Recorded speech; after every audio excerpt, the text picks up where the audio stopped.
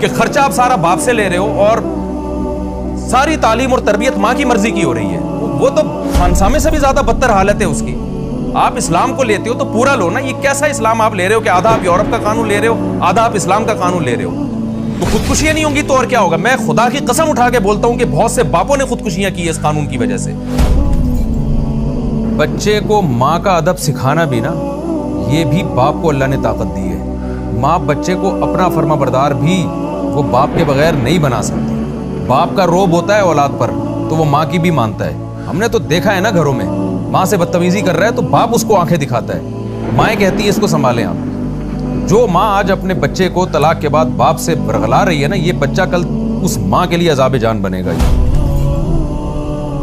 मेरे साथ बेस ये बना दिया गया कि मेरी बेटी को मुझसे खतरा है। मतलब 2 साल की बच्ची, आप ये भी बहुत सारे केसेस आए हैं मेरे पास जी।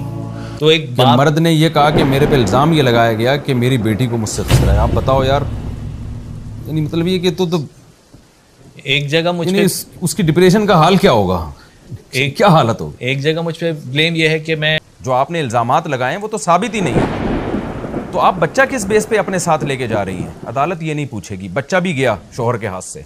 आप खुद सोचें, अगर आप एक ख़ानदानी आदमी हैं तो क्या कोई ख़ानदानी आदमी अपने बच्चे को ऐसी औरत के हवाले कर सकता है जिस औरत को खुदा का भी खौफ नहीं है, अल्लाह के रसूल से क़यामत के दिन मुलाकात पे भी शर्म नहीं आ रही उसको कि मैं किस मुंह से नबी सल्लल्लाहु अलैहि वसल्लम को अपना चेहरा दिखाऊंगी, कि किस बेस पे मैंने खुला लिया है?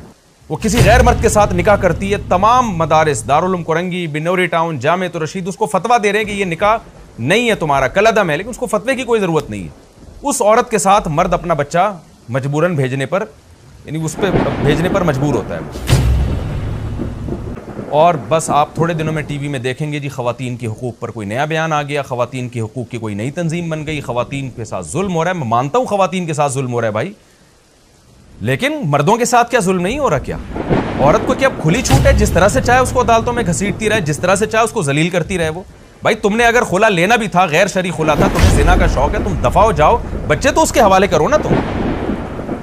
491 फाइल किया जाता है उसमें, यानी वो लगे बंदे कुछ इल्जामात हैं शोहर पे जी, वो बने बनाए वो वकील ने ना कंपोज करके रखे हुए होते हैं। मैं कहता हूं जिस वकील ने इस कानून को तब्दील कर दिया, ये इतना बड़ा सदक़ा जारिया होगा। ये सिर्फ मर्दों के हुकूक की बात नहीं है, ये औरत के भी हक है इसमें।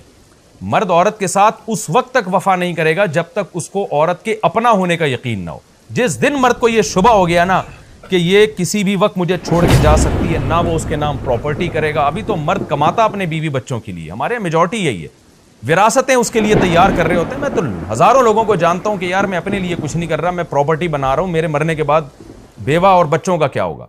बिस्मिल्लाहिर्रहमानिर्रहीम, नहमदुहु व नुसल्ली अला रसूलिहिल करीम। आपने सुना होगा मैं अक्सर एक आवाज़ उठा रहा हूँ अदालती खुला के ख़िलाफ़, चीख चीख के थक गया हूँ, कोई इस पर कोई सुनवाई नहीं है।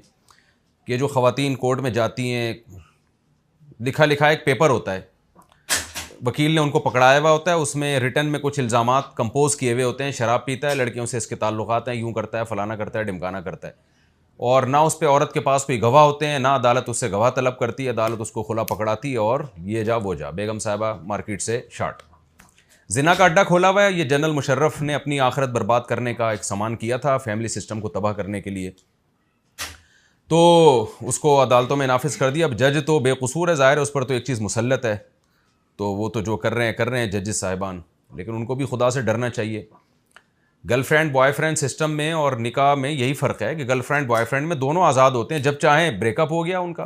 तो निकाह में भी अगर यही है कि दोनों जब चाहें निकाह ख़त्म कर दें, तो वो ज़िना में और निकाह में फ़र्क क्या हो गया फिर? तो इस पे तो मैं बहुत दफ़ा बोल चुका हूँ, ये इजमाए उम्मत के ख़िलाफ़ है जो अदालती खुला आजकल चल रहा है ना। इस पर आवाज़ उठानी चाहिए उलमा को, इस्लामी नज़रियाती कौंसिल को और हमारे वकला को, वफाकी शरी अदालत में इसके ख़िलाफ़ आवाज़ उठानी चाहिए। और फ्यूचर में इसका नुकसान औरत ही उठाएगी, फ्यूचर में इसका नुकसान औरत को होगा। वजह उसकी है कि जब मर्द शादियाँ करना छोड़ देंगे, उनको पता है यार मैंने शादी की और मेरी बीवी किसी भी वक्त मुझसे खुला लेके जा सकती है, तो वो वफ़ा नहीं करेगा बीवी के साथ। आजकल हमारी सोसाइटी में हम देख रहे हैं कि लोग करोड़ों करोड़ों रुपए की जायदादें बेगम के नाम कर देते हैं। उनको पता है यार ये मेरी है। जब आपको ये एहसास ही ख़त्म हो जाए कि यार किसी भी वक्त जा सकती है ये, तो कैसे उसको अपना समझेगा इंसान? फिर तो उससे उतना ही ताल्लुक रखेगा जो गर्लफ्रेंड से होता है, एक फिजिकल रिलेशन होगा। उसके बाद भाई कोई इसके साथ वफा करने की ज़रूरत नहीं, ना इस पर कोई खर्च करने की ज़रूरत है, तो किसी भी वक्त ये जा सकती है जैसे कि हो रहा है।